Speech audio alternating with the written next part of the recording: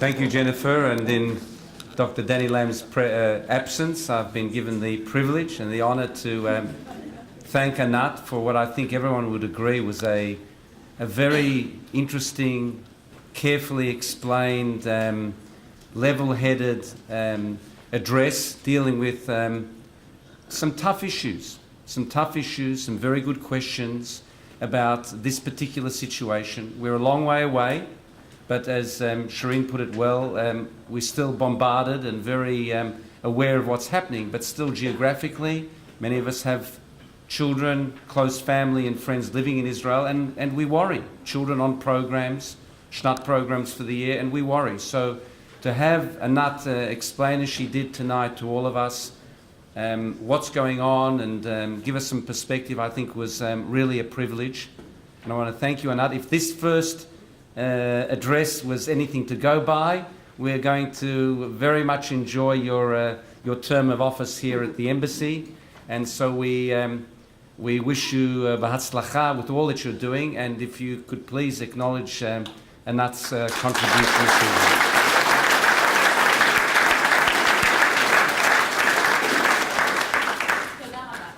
I've been asked to say a few things, if you like, as a corollary to this, because often people come, they listen, they get stirred up, but they don't necessarily know what to do with it. There's a lot of energy, there's anger, there's drive, sometimes inspiration, but you know, do you just go home and bang the walls, or do you do something constructive with your reaction to the situation?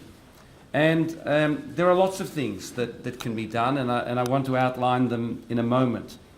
But some of them link in actually to what Anat was talking about and what some of the questions we're dealing with. The old question about the weakness of Israeli Hasbara, and I've been sitting in these meetings, as many of you know, for a very long time, and that same criticism, question, comment has been asked since even when we had Abba Eban as the foreign minister, who was the master Hasbara man. Bibi Netanyahu, you may like him, you may agree with his politics, you may not. He is a master Hasbara man. Even his fiercest critics in Israel acknowledge that, but still, the message doesn't always get through. Why is that? Why is it not obvious that what we say is correct and the world should just understand it, accept it, and take our side? Well, I think most of you would agree and understand that life isn't that simple. And there are a lot of factors, and Anat was asked this question this evening. What's going on? Well, the media just didn't wake up one day and I think say, you know what, we don't like Israel anymore. We used to like Israel, we used to like Jews, now we don't. No, there's been a long process. Many in the media today grew up on campus at a time when it was very fashionable to be critical of colonialism, what the world powers had done in many parts of the world. That was their laboratory for developing many of their ideas. So you see, as they got older, they didn't necessarily change those views. In fact, in many ways, they hardened. Israel is seen as an outpost of some of the United States in the Middle East. So it doesn't matter whether it does right or wrong. By definition, its existence, its activities are negative because they represent a colonial, imperial world power that acts in ways which many of those do not agree with. The old support for the underdog. Those of you who are older than me in this room will remember from the establishment of the state, but take the Six-Day War. Everyone assumed, or many did, that the state of Israel was not going to survive when Nasser announced that he was going to destroy the Jewish people in the land of Israel. We were the underdog. Most of the world supported Israel's Six-Day War campaign and the euphoria after it. Our success, though, changed the balance. And there's some part of human nature which likes to support the one they perceive to be the weak against the one that's strong. The best Hasbara in the world will not necessarily change that internal perspective of human behavior. You can do a lot, you have to inform, but it's not necessarily easy to counter that. There are lots of factors working at this point in time. What do we do about it? How accepting that in fact it is still very difficult. And I think Anat put it very well. Israel has a great responsibility, of course. It's a matter of national survival. But we're sitting here, and I think we understand it. We're part of that process. And as well as Anat spoke tonight, and she spoke beautifully in perfect English, there is a difference between a person who lives in Australia, an Australian citizen, talking to his fellow workers, his colleagues, his friends on the campus, at school, in the workplace, about how we perceive a situation, and someone who's seen as a professional diplomat on behalf of another country presenting a case. And I've got to tell you, the thing that I think resonates the best, and I agree again with Anat here, and I don't think we should be selling ourselves short. And James has joined us, and I thought Premier Daniel Andrews' speech at the Chamber last week put it beautifully. And what was he saying there? He was saying, I don't care what the grievance is. I don't care what the cause is. I don't care about its merits. But if people can't walk down a street in any city in the world, can't get on a bicycle, can't do their shopping, can't go to school without worrying that someone somewhere is going to pull out an axe, a knife, a gun, drive a car over them, whatever, then they're not living in a civilized society anymore. And the Premier put it, I think, extremely well. And that resonates here too. As Anat said, we're seeing it ourselves. Policemen being attacked, people in the Link Cafe being shot, all sorts of incidents, police workers. So when you try and personalize it and ask a person who reads the newspaper and is told and fed this, excessive force, violence, lack of proportionality by the Israeli authorities, and you ask him, so tomorrow morning in Hawthorne Road, how would you feel as you walk to do your shopping and someone from nowhere pulls out a big knife or an axe from a bag and tries to chop your head off? Are you going to feel bad when the police arrive and maybe shoot that guy? That 15-year-old Anat talked about who killed the police worker was killed by the Australian police. I haven't seen any articles yet in the Australian press, and it's not always supportive, as we know, criticising what the police did. In fact, there's been hardly any talk about that fellow after he was killed. The average Australian would say, you know what? The police did exactly the right thing. In Israel, though, I know, it's a different story.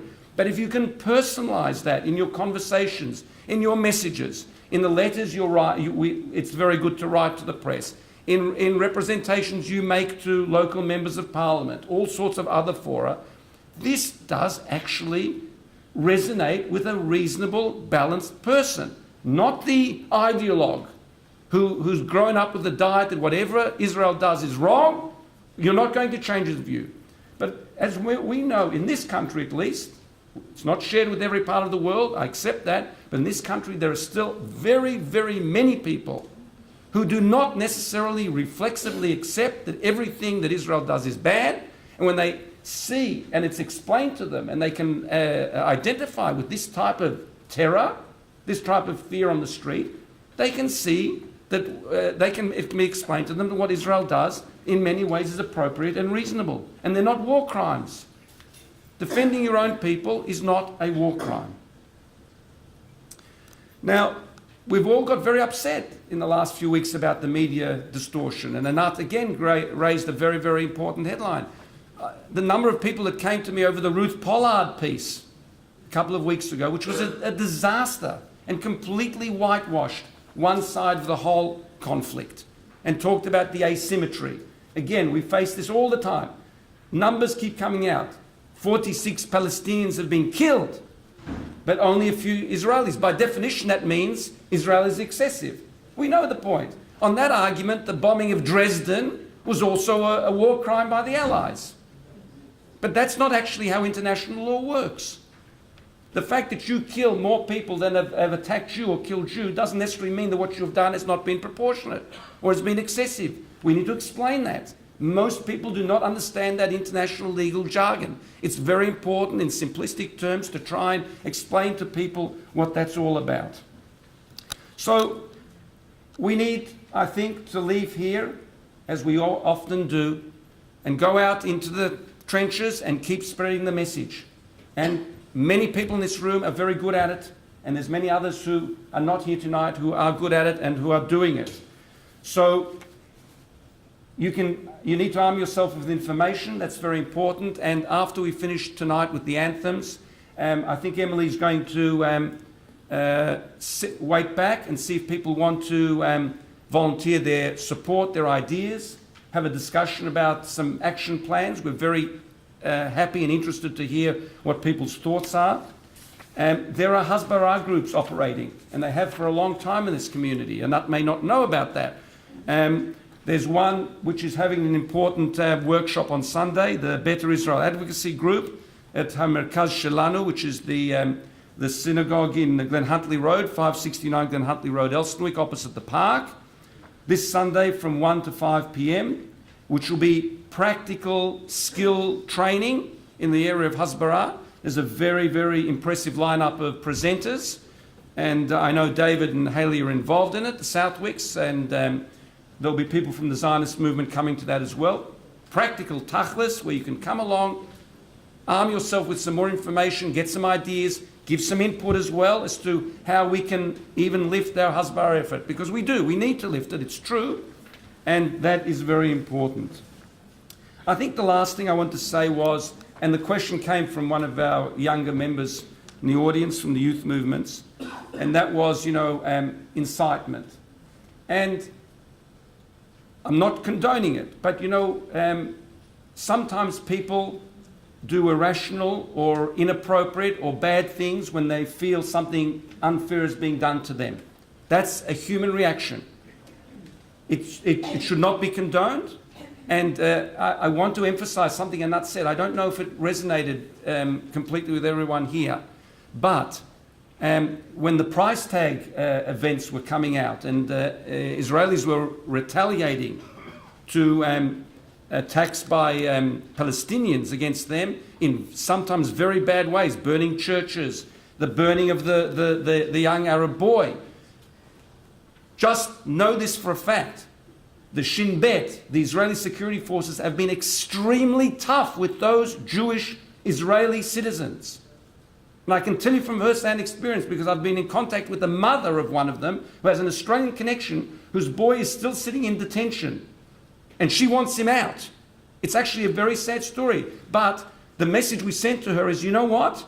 He's going to have to live with that, because he actually has been mixing with the wrong people, and the Israeli authorities have been very, very tough about that situation. So I'm not apologizing. I think we can be proud, as Anat said, of what Israel's doing to try and prevent incitement on both sides. And so when we send messages out, when we write letters, when we blog, when we write articles, when we speak to our colleagues, as Anat did tonight beautifully, the temperature needs to stay down. We need to be, calm about it. We need to talk about respect for both sides' aspirations, legitimate aspirations, political dialogue, free speech, as Anat put it. I think those messages are very important to emphasize, but at the same time, make the point about why, when people are being stabbed or attacked in the street in Israel, the authorities and the government have not only a right but an obligation to defend their citizens. That's a very, very important message. Just the last point. We have this year some 350 of our youngsters on Masa programs in Israel. And this is a plug for the youth movements. Many of them are on year programs. Some have come back because they're on half-yearly programs. If I told you tonight, I think the latest numbers I have, 4 out of over 300 came back to Australia once this situation started. Only 4. So if our own kids, and with the support of their parents, are prepared to say, you know what, you've come on a program to Israel, you're there with the Israelis, no one runs out, we're in it together with all of the fear, all of the concerns, and I don't criticize anyone who does come back, but I just make the observation, our own people have stuck it out because they feel an association, an affinity with the people of Israel at this difficult time. I think if they can do that, then we can certainly do as much as possible in the Hasbara effort here in this country.